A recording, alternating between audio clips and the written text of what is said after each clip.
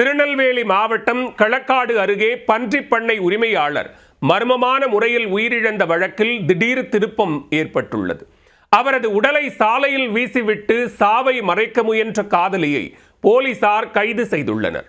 காதலி வீட்டிற்கு சென்றவர் திடீரென மரணமடைந்ததால் ஏற்பட்ட அடுத்தடுத்த சம்பவங்களின் பின்னணி என்ன? நெல்லை மாவட்டம் களக்காடு அருகே உள்ள கீழ கருவேலங்குளம் சாலையில் ஞாயிற்றுக்கிழமை அன்று அதிகாலை ஆண் ஒருவரின் உடல் கிடப்பதாக களக்காடு போலீசாருக்கு தகவல் கிடைத்திருக்கிறது.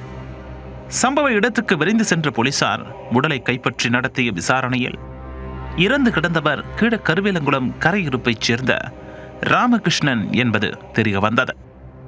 ராமகிருஷ்ணன் அந்த பகுதியில் பன்றி பண்ணை நடத்தி வந்திருக்கிறார்.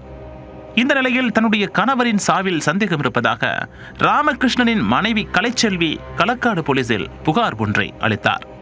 அந்த புகாரின் அடிப்படையில் நாங்குநேரி டிஎஸ்பி சதீஷ் கண்ணன், களக்காடு இன்ஸ்பெக்டர் கண்ணா காந்தி மற்றும் போலீசார் வழக்கு பதிவு செய்து தீவிர விசாரணை நடத்தினர். மேலும் ராமகிருஷ்ணனின் உடலை உடற்கூறு ஆய்வுக்காக நெல்லை அரசு மருத்துவமனைக்கும் அனுப்பி வைத்தனர். உடற்கூறு ஆய்வுக்கு பிறகு உடல் உறவினர்களிடம் ஒப்படைக்கப்பட்டது.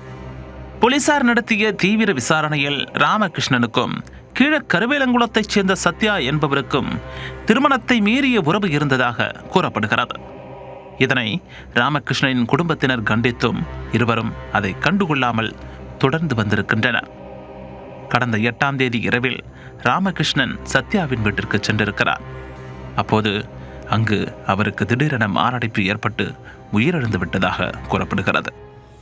தன்னுடைய வீட்டில் ராமகிருஷ்ணன் இறந்ததைக் கண்டு அதிர்ச்சியடைந்த சத்யா அந்த தகவலை வெளியே கூறினால் தன் மீதும் தன் குடும்பத்தின் மீதும் பழி விழும் என்று அஞ்சி அவரது உடலை வீட்டிலிருந்து இழுத்து வந்து சுமார் 100 அடி தூரத்தில் உள்ள சாலையில் வீசியது விசாரணையில் தெரிய வந்திருக்கிறது.